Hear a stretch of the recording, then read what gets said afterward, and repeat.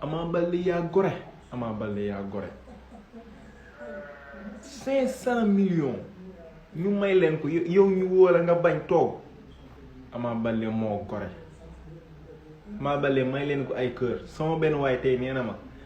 Ama Baldé Modou Lo kooku Modou Lo rek lay supporter mais nee na ma à partir d'aujourd'hui Ama Baldé rek laay topp li maanaam geste bi mu def dafa yombul quoi si xaalis bu toll koo xamante ni yow 4 ans ngi 5 ans si ren ji nga année balance mënoo bëri boobu ba léegi xaalis bu toll noonu nga ne yow doo dem nga toog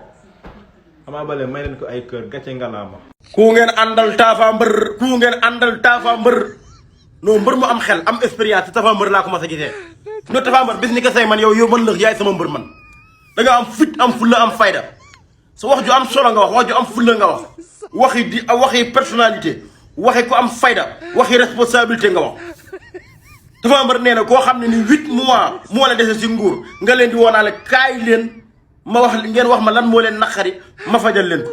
8 mois ku la ci mën a fajal koo xam ne ni toog ngay at lijjanti woo leen waa mbër ñi jooy nañ guddee ba suba ngoon soxla nañ président mu wateel ñu ñëw toog ak moom buñ toog ak moom làmb am na problème lijjanti wu leen ngeen dem ba tey mu leen di woo waaye nag di leen xamal ne yéen mbër yi sénégalais yi xam nga lu ñu ànd ak yéen mbër do làmb doo nga lañu ànd ak yéen ngeen dem bëri ñun ngeen daan ñu yuuxu wala ñu daan leen ñu daan ci kenn mu jooy waaye wàllum carte d'identité kenn andu ci yéen wàllum wate kenn andu ci yéen amul kenn ku tax benn mbër di wateel ko kenn nit di wateel ko mu bëgg